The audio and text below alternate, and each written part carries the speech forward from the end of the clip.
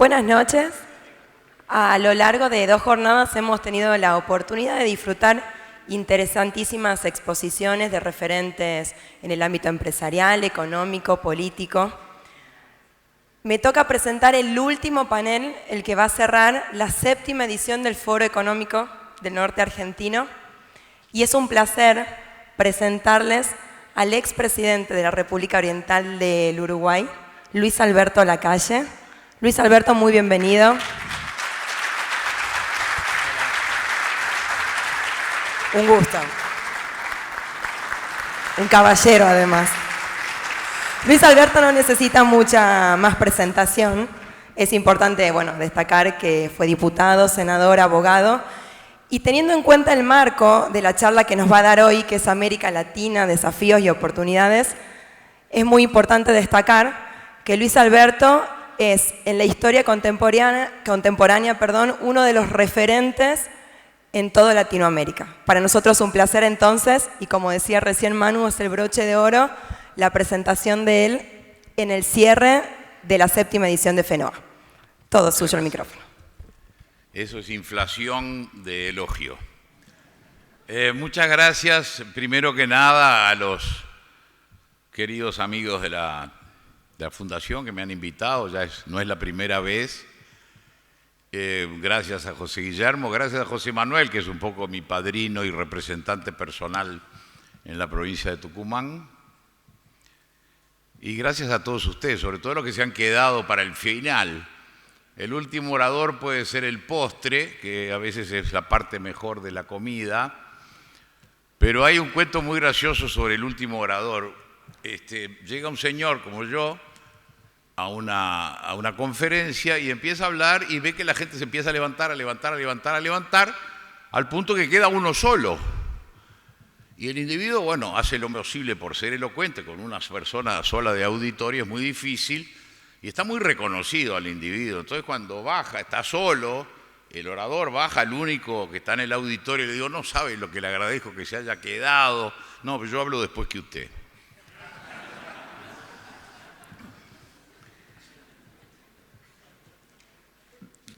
Trataremos de ser optimistas, aunque hay una gran fragilidad en el mundo actual. Yo diría que la palabra que describe la situación política, económica, global, es de fragilidad. Y nuestro subcontinente, ese concepto tan lábil como es América Latina, que nunca he logrado yo que sea un concepto inequívoco, porque generalmente entre México y Uruguay, entre Chile y Brasil, siempre hay unas cantidades de diferencias. Pero América Latina todos sabemos lo que quiere decir más o menos. Y estamos en un momento en que la multiplicación de factores que inciden en la vida de nuestros países vuelve a esa situación muy lábil, muy frágil, porque hay una gran fragilidad alrededor del ejercicio del poder en todo el mundo. Fíjense ustedes nada más que en lo que ha representado la elección del presidente Trump, que es un candidato muy auténtico norteamericano. A veces tenemos la idea de que Estados Unidos es el New York Times y es la CNN y es la costa este o la costa de California. Este hombre fue a la América profunda y allí encontró un electorado fuerte, muy convencido, muy castigado, al cual él le habló de lo que quería oír, que el inmigrante le quitaba el trabajo, de que las manufacturas se habían ido para la China y que los valores morales estaban en decadencia, y encontró un electorado. No le gustará a los profesores de Harvard, pero el individuo es un representante de una América auténtica. Pero de todas maneras ha sido un presidente de una falta de cultura política, de un repentinismo en las decisiones que ha vuelto muy difícil la situación de los propios Estados Unidos como factor de política internacional. Y además con el sistema que yo no dejo de criticar de las reelecciones, el hombre hace ya un año que está pensando en la elección del 2020 y entonces muchas de sus decisiones están condicionadas por la famosa reelección. Han aparecido en el horizonte lo que yo llamo los antiguos imperios o los viejos ricos del poder. Ustedes saben que la diferencia entre viejo rico y nuevo rico es que el viejo rico sabe gastar la plata con cierta prudencia, señorío, y a veces los nuevos, como los nuevos ricos, Nigeria le toca un boom y no queda nada. Y Sudán lo mismo. Noruega, cuando le toca el boom petrolero, hace las cosas prudentemente. Y es notorio en la presencia de China, por ejemplo. Si algún país es antiguo, que es anterior a la historia de la humanidad, la camiseta de imperio le cae naturalmente a China, y es uno de los factores de lo que vamos a hablar. Pero lo mismo le pasa a Irán, antigua Persia. No es cualquier país el que están dirigiendo los ayatolá, es un país de Ciro el Grande, de miles de años de ejercicio del poder. Y eso les cae muy naturalmente, lo mismo que a Turquía. El Imperio Otomano duró 400 años, 500 años. Y Turquía, sin ser el Imperio Otomano, se siente con esos genes políticos colectivos, lo mismo que Rusia. Putin es el zar actual, es un Romanov distinto de aquellos, pero que siente y ha captado a la Iglesia Ortodoxa rusa, ha puesto la bandera con las águilas, es decir, es el continuador. Y esos actores en política tienen la soltura del uso del poder, pero además un sentido muy pragmático de su uso de poder. Paralelamente, la vieja Europa está, no digo ausente, pero en un tercer plano de la política internacional. La Unión Europea, sin contar con la barbaridad que es el abandono de la Gran Bretaña, de Europa, que daría para una conferencia, la decadencia de la clase política británica, normalmente una de las más sabias de la humanidad, ha encontrado una mediocridad en la conducción que ha llevado a esta decisión que es totalmente equivocada, aunque la votaron los ingleses. Pero la Unión Europea hoy día no es un jugador importante. Se encerró en su prosperidad, la Unión Europea funcionó, hay un cierto egoísmo hacia el resto del mundo, el cierre de sus mercados, la dificultad que tenemos en hacer algún acuerdo con la Unión Europea y además la tranquilidad de que estaban los norteamericanos defendiendo a la hora de las papas, cuando las papas queman, ha hecho que Europa en este momento no pese como históricamente y para nuestro mundo occidental pesó. Es decir, desde el punto de vista de los factores internacionales, América Latina está en medio de esta fragilidad e intervenciones. El mundo económico actual, en el cual nos movemos, se ha movido alrededor de la globalización, que es algo que no podemos decir me gusta o no me gusta, es un hecho, es un donné, dirían los franceses, un dato de la realidad, que el mundo está globalizado, y sobre todo globalizado financieramente, que es el gran poder del mundo. Es decir, el traslado de capitales, la inversión, los préstamos, viene y va, el dinero con una velocidad que puede liquidar una economía de una mañana a la otra, y en ese mundo está nuestro subcontinente latinoamericano. Finalmente estamos viviendo un conflicto religioso mundial que es muy importante. Ese quizá no nos afecte tanto, pero sí la religión puesta en cuestión. La religión católica, por todas las cosas que sabemos, el avance de las religiones protestantes, sobre todo los evangélicos, como factor de poder y de poder dirigido y claramente hacia preferencias de carácter electoral, el mundo musulmán, que está viviendo una lucha interna, mucho más que la lucha contra Occidente. Lo que pasa dentro del Islam es lo que pasó en el siglo XVII con las guerras de religión en Europa. Es decir, después de la Reforma Luterana, el inicio de las guerras protestantes en Francia, que fueron terriblemente sanguinarias, condicionó a Europa. Yo creo que todo el mundo árabe está preso de que los wahabitas y los chiitas y los sunitas y los otros, porque son varias denominaciones, son entre ellas que pelean. Y esto, por supuesto, genera una gran inestabilidad.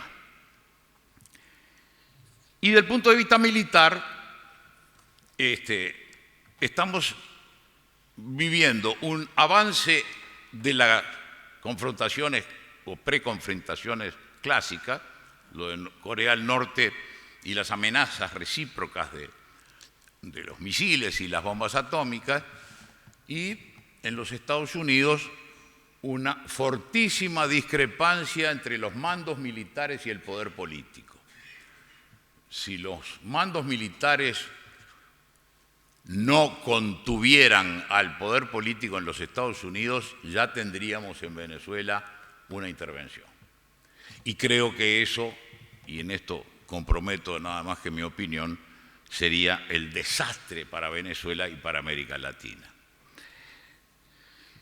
En medio de este panorama tenemos que agregar el otro factor que es quizás menos tangible en cuanto a su inmediatez, que es la decadencia del medio ambiente.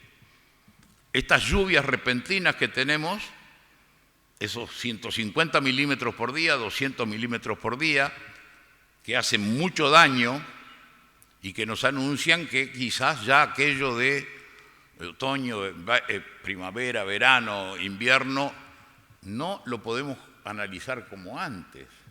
En mi país, en el Uruguay, había 1.300 milímetros anuales y muy bien regulados, era en otoño y primavera que llovía, y hemos tenido unas temperaturas fuera de norma, hemos tenido diluvios. Bueno, eso es un factor que, si bien no responde a nadie en particular, no hay un responsable porque somos todos, es un factor que incide tremendamente en el panorama de nuestras producciones, sobre todo las producciones primarias. Vale decir que los factores internacionales, políticos, económicos y militares están allí. ¿Dónde se conjugan todas estas fuerzas? En Venezuela. Es decir, el caso de Venezuela es una crisis quizás inédita en cuanto a la cantidad de factores conjuntos y contemporáneos que están gravitando sobre ese país. Porque allí no falta ninguna, faltan las enfermedades y en cualquier momento, las plagas, como se decía antes, en cualquier momento las carencias de asistencia médica pueden provocar que, además de la gente no curarse, aparezca algo que no se pueda contener. Pero tenemos crisis política, crisis económica, tenemos una situación cuasi militar interna de preguerra civil, tenemos la falta de medicamentos, tenemos la caída del comercio. Todas estas cosas se conjugan en ese país que, por cierto, por lo menos desde el punto de vista de los uruguayos, de los orientales, fue muy generoso en la época de los asilos y muchos de nuestros compatriotas fueron allí. Y a mí, cuando me dicen, ¿por qué usted se ocupa con un grupo de otros presidentes por lo de Venezuela? Digo, mire, porque hay que ser agradecido. Y cuando yo estaba perseguido y estaba en las malas, ese país recibió a mis compatriotas. Y entonces ahora por eso nos ocupamos. El tema de Venezuela, además, está embricado, instalado en la ecuación de la energía, que tiene alguna novedad que a veces no nos damos cuenta. El autoabastecimiento de Estados Unidos de petróleo. Este es un factor que a veces no lo olvidamos. Estados Unidos no solamente es autosuficiente, sino exportador de energía.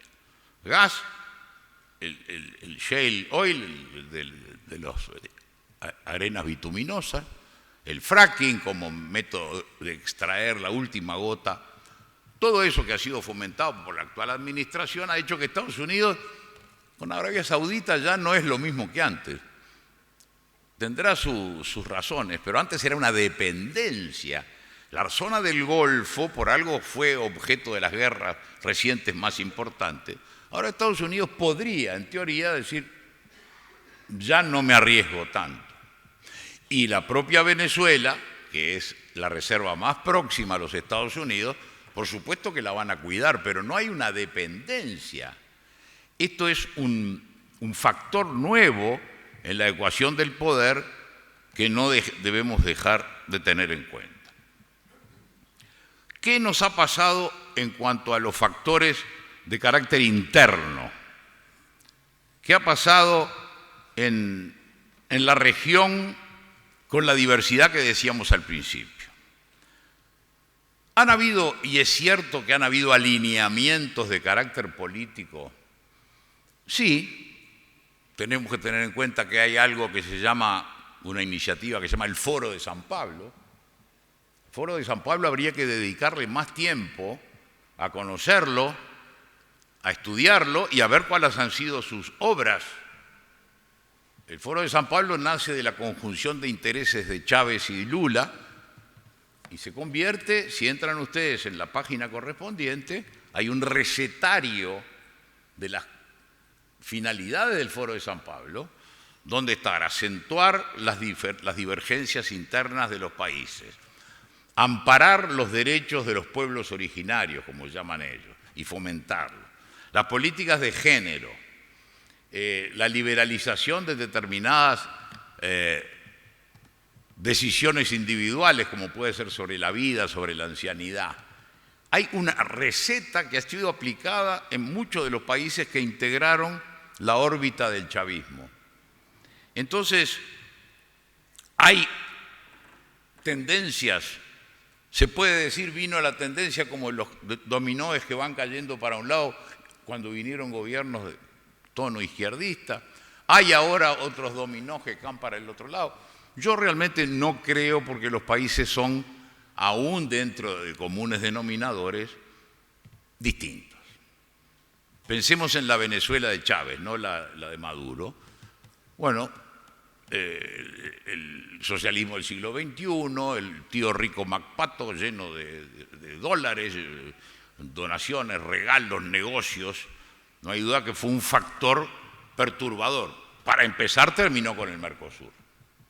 El Mercosur, con sus dificultades desde el 91, la firma del Tratado de Asunción, 95, cuando queda concluida la etapa preparatoria, más o menos iba con las dificultades que son los acuerdos económicos y comerciales.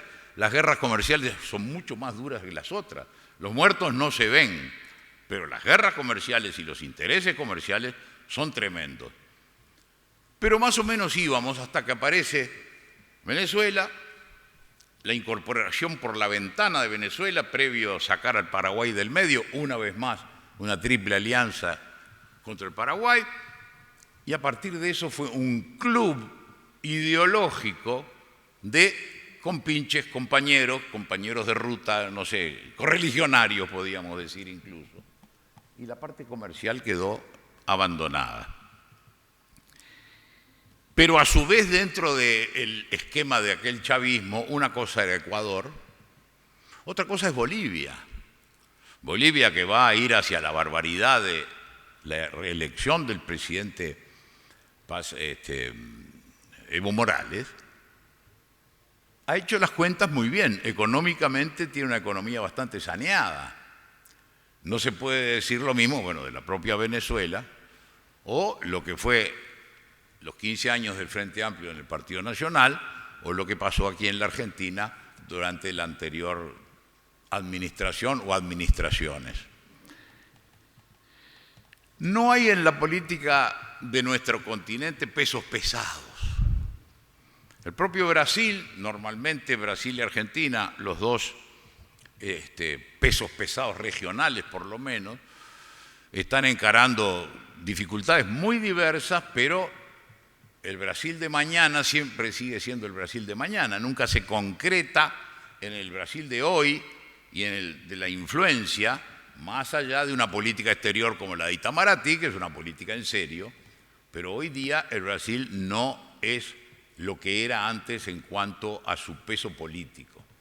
La interacción de la economía argentina con brasileña, sí, ese sí es una carta fuerte que tiene el Brasil, pero una carta débil porque hay una dependencia mutua también con la economía argentina.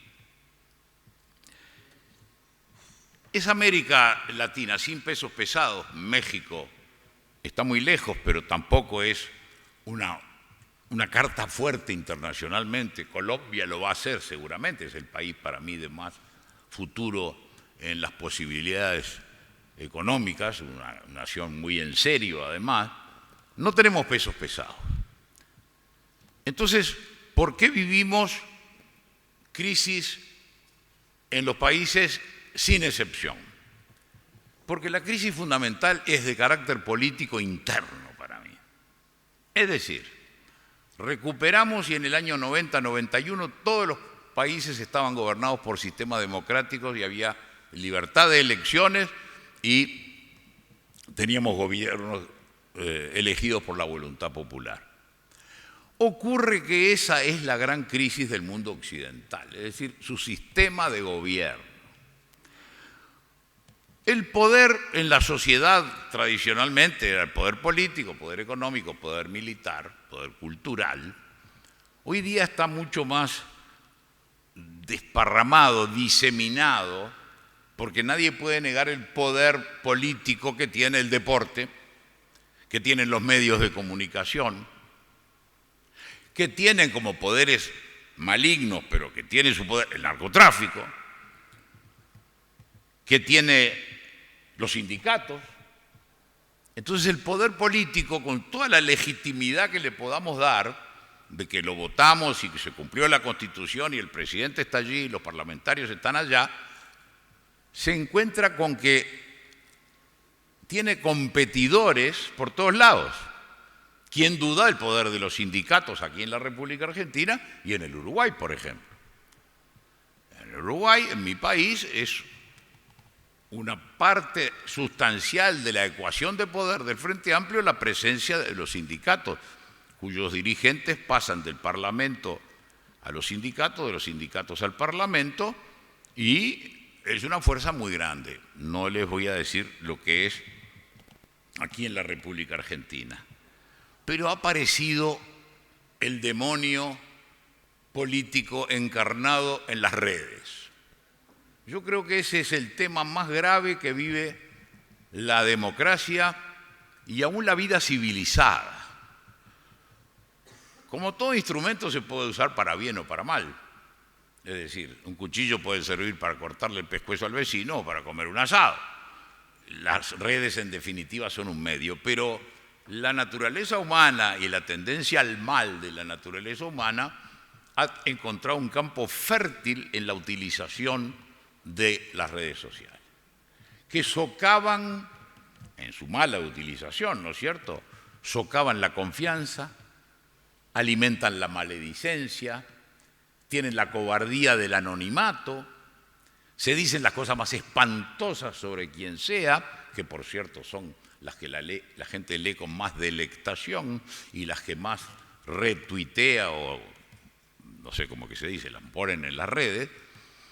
Y creo que ese es un tema al cual no nos sabemos acercar porque hay dos opiniones. La gente dice, bueno, qué suerte que todo el mundo participe, como que vaya a haber una votación todas las mañanas, que desde el punto de vista de gobierno sabemos que es imposible. La democracia directa no fue cierta ni siquiera en Grecia, porque mientras Pericles y sus compañeros estaban ahí discutiendo y había 20.000 esclavos laburando, es decir, no existía un gobierno de democracia directa. Había una élite que conversaba y tomaba ciertas decisiones. La democracia directa es cada vez más difícil. Fíjense lo que es la democracia directa en el Brexit. Hay cosas que no se pueden, y en esto no vean un intento de privar a la gente de sus derechos, pero hay decisiones políticas y gubernativas que no dependen del sí o no, porque tienen matices. Y por algo están los gobiernos representativos. Después iremos a cómo los elegimos.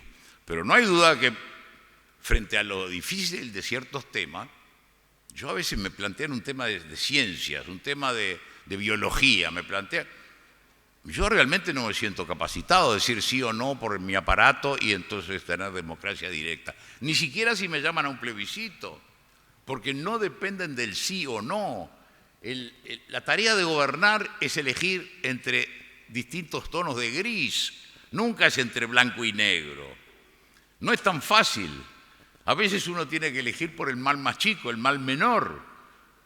Las decisiones de los políticos y sobre todo de los ejecutivos son tremendas porque no son como en las películas de vaqueros. Son siempre procurando hacer el mínimo daño o sospechando que por ahí está el máximo mal que se pueda lograr. Entonces, más allá de todos estos centros de poder antiguos y clásicos, yo creo que tenemos un gran tema en el tema de las redes. Ahora, las redes son, la prueba está que se está tratando de que los Facebook y las grandes cadenas, estas dueñas de los mecanismos, adquieran un cierto sentido de responsabilidad. ¿Por qué entonces la democracia representativa? Porque la dificultad en elegir, la complejidad de los asuntos requiere que yo mande a alguien que, con mi confianza y con el poder que le presto, vaya a tomar las decisiones con su criterio. Ahora, entonces vamos un paso más atrás y ahí viene el gran tema que yo me gustaría plantearle a la gente joven, sobre todo aquí. Votar o ser candidato parecerían ser los polos del sistema cívico. Yo soy votante y en el otro extremo está aquel que aspira a ser votado y eventualmente logra que lo voten. Pero en el medio, entre una cosa y la otra, hay centros de participación, hay ámbitos de participación que deben ser llenados. El voto es demasiado poco, hay que hacer algo más. Hoy a mediodía discutíamos sobre cómo se plantean las propuestas, qué valor tienen, pero a veces la política es demasiado importante para dejársela sola a los políticos. Si yo no soy un comprador de propuestas políticas exigentes, me van a vender un tranvía, me van a ofrecer villas y castillos y mucha gente, por pereza, por irresponsabilidad o por haber desvalorizado el momento del voto, se lleva puestos esos trajes de medida, esos trajes de confección que le ofrece. Todos tenemos el deber de votar. Yo soy gran partidario de la ley que exige que hay que ir a votar, que no es el voto obligatorio, que eso no existe. Existe la obligación de concurrir a la mesa de votación y depositar un voto. Después uno puede poner un retrato de Messi en el sobre o de Gardel o de quien sea. Pero lo decíamos recién en una nota de televisión. ¿Alcanza con el voto o yo tengo que involucrarme y ser muy exigente respecto del candidato? Si no hay un consumidor de propuestas políticas exigentes, no estamos cumpliendo cabalmente nuestra función cívica. Porque el mínimo minimorum es votar. Pero ante las crisis que viven los países, hoy hemos escuchado sobre la República Argentina, yo no puedo, ni debo, ni lo voy a hacer opinar sobre la política interna de la República Argentina, pero acá se han planteado por gente sabia y experiente las disyuntivas que ustedes tienen para el mes de octubre y para el mes de noviembre. ¿Alcanza entonces con decir voy a votar y después me voy a ver el partido de fútbol o me voy a comer el asado? ¿O yo requiero de los ciudadanos ante la encrucijada de la República Argentina actual un comportamiento más exigente? Un preguntarle al candidato, exigirle, contésteme, tráigame lo que usted propone, acercarse a los candidatos. No todos tienen que ser candidatos, pero acercarse con lo que uno sabe, asesorar, acompañar en equipos técnicos. Cuando comete un error un candidato, corregir. Si uno es comerciante, explicarle, como se explicaba recién, el tema del comercio. Si uno es docente, el tema de la enseñanza. Repito, no dejemos a los políticos solos, porque si les regalamos el voto, se los damos así de barato, no nos quejemos después. Es en nosotros que radica el poder, recuperemos ese sentido, y que el poder se presta, no se regala.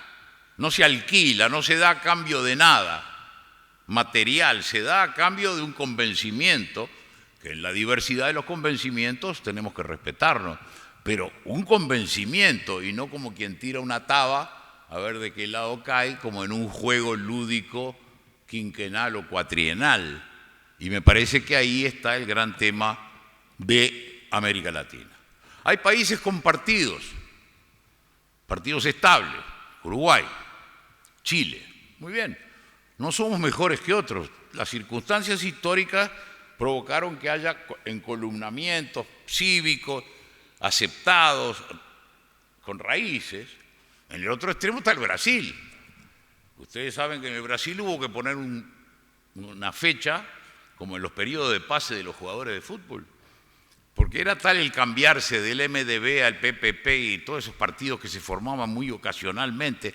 Hay 60 partidos representados en el Congreso de Brasil. Entonces hubo que poner una fecha y decir, bueno, ahora no se puede cambiar. Hasta la próxima elección usted está en el MDB, PPP o MPP o no sé qué, usted se tiene que quedar quieto. Esas son realidades.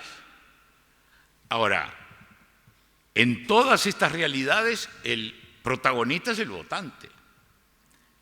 El protagonista en el Uruguay, donde se vota con cierta civilización, tampoco vamos a creer que somos unos genios, pero hay un acostumbramiento, o en el Brasil, donde aparece el amigo Bolsonaro y es una fulgurante campaña exitosa.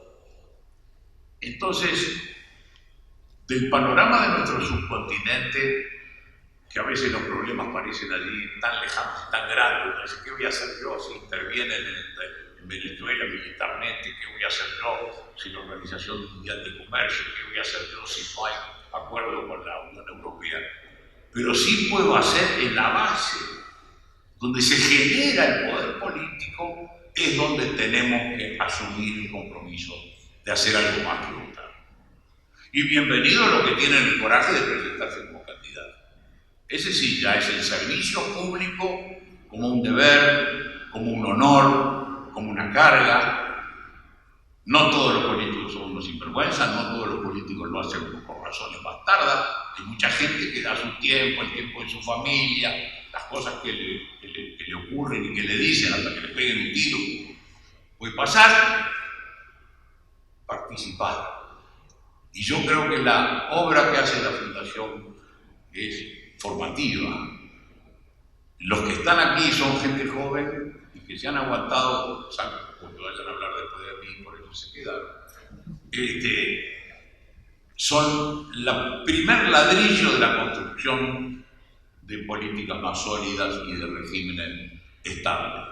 En nosotros, no en el de al lado, no en el otro, en mí. ¿Y saben dónde empieza eso? En las casas, en la mesa del comedor. Hay que hablar del país. No hay que tener miedo que uno con el hijo va a tener distancia, porque la tenemos, y en este mundo más todavía. Hay que afrontar, discutir, introducir el tema del país, el tema de que somos responsables, el tema de que el domingo que viene hay que votar y no hay que tirar el voto a una suerte o verdad o suerte que es la asunción de un deber. Y van a ver ustedes que con esto no es un milagro, pero con electorados y ciudadanos más exigentes que pidan las razones de por qué se pide el voto. Empezamos. Después está el tema de la China, que avanza sobre Estados Unidos, pero todo eso está en un escenario que a veces uno lo ve tan lejos, tan grande, que dice que voy a meterme yo si no puedo hacer nada. Pero yo puedo en mi país, en mi municipio, en mi provincia y en mi patria empezar a tener gobiernos mejores. Y los gobiernos mejores nacen de nosotros. Los políticos no los manda la mamá al cargo que van a ocupar, los lleva gente. Ahora, gente que piensa distinto que uno, bueno, eso lo tenemos que aceptar como la base, pero los que piensan parecido que no se queden quietos, porque me parece que ahí está uno de los males, que es la indiferencia. La indiferencia política es veneno, y la deserción de las clases dirigentes de la actividad política es un veneno que en este país sobre todo se ha experimentado. Acá, a partir de 1930, hay ciertos segmentos de la sociedad que se desentendieron de la vida política. Cuando para quienes tienen posición intelectual, económica, social, es un deber. En Inglaterra, Cromwell les pegó el susto que les pegó en el siglo XVII. Todo el mundo va a la Cámara de los Comunes y va el señor más importante de la zona y representa a su pueblito, también va a la guerra, no iba adelante y lo matan, y por eso se respeta en Inglaterra las instituciones que se respetan, porque las clases dirigentes asumen los deberes. Nosotros estamos un poco cautivos de aquello que el poder económico, social, el buen posicionamiento da derechos. No, da deberes mucho más que derechos. Y si hay clases dirigentes que no asumen los deberes, un buen día se encuentran que es demasiado tarde. Yo, por lo tanto, me gustaría que quedara como mensaje, además está tan próximo que es la hora de tomar decisiones. Acá la elección es en junio, ¿no es cierto? Bueno, acá tiene la elección en Tucumán en junio, y después en la misma fecha que mi país, el 27 de octubre y el 28 de noviembre, tenemos los mismos días de elecciones de los dos lados del Río de la Plata. Piénsenlo. Y sobre todo tengan presente que uno es obrero de su propia vida en gran porcentaje. Hay cosas que vienen dadas de afuera, condiciones sociales, pero si no recuperamos el sentido de que podemos y debemos ser nosotros los labradores del futuro, me parece que nos estamos perdiendo lo mejor del gobierno democrático. Muchas gracias.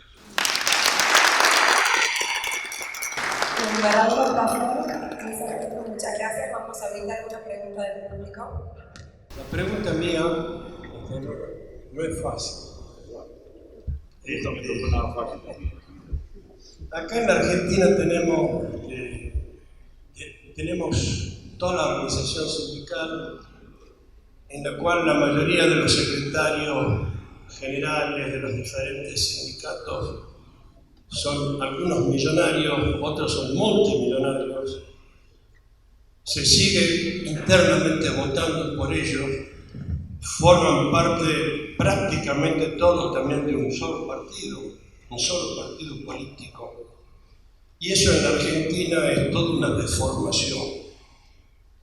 Y la pregunta es, ¿qué hacemos con eso? ¿Cómo se puede avanzar contra esto, con este sistema?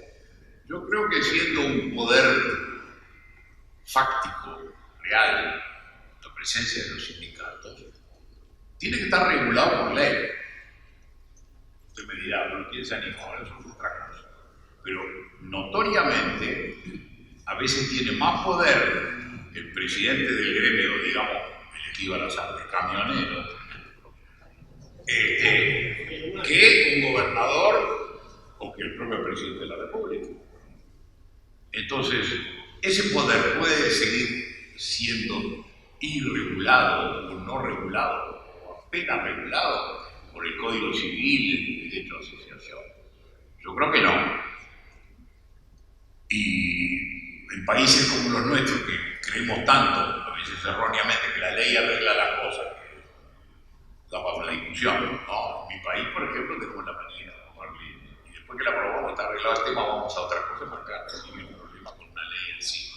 Yo creo que tiene que haber, si yo digo reglamentación sindical, todo el mundo se espanta porque tiene connotaciones, pero que haya una regulación de un poder tan tremendo en cuanto a la duración de los mandatos, en cuanto a la claridad de las elecciones cuando se eligen las autoridades, que no sea cosa que 300, 400 se elijan por 3.000 o por 4.000. Yo creo que es algo que hay que encarar, pero eso requiere un acuerdo político muy valiente.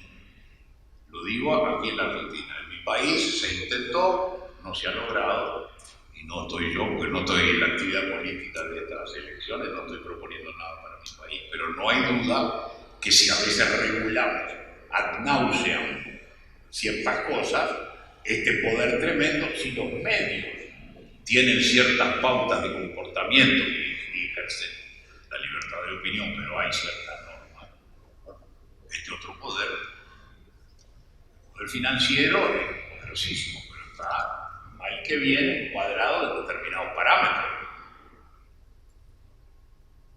Yo creo que tiene que ser regulado, sobre todo a partir de la observación empírica de que es mucho más fuerte que el poder político en muchas instancias. Vamos a hacer una pregunta más. Hola, ¿qué tal? Luis Alberto, Daniel Melucci, un gusto. Bueno, a mí me gustaría saber tu opinión. ¿Cómo ves el panorama político de Argentina de cara a las próximas elecciones con el descontento con Macri y miedo a que vuelva a Cristina? ¿Y qué opinas sobre la candidatura de José Luis Esper? Sí, yo le quiero decir con todo cariño, el Uruguay nació a pesar de los vecinos. Y entonces tenemos que ser muy cuidadosos de no meternos en los problemas internos de los vecinos, porque las veces que nos metimos en el siglo XIX pasaron cosas bastante complicadas. Entonces, a mí no me gusta opinar porque yo en la Argentina, ¿qué quiero de la Argentina?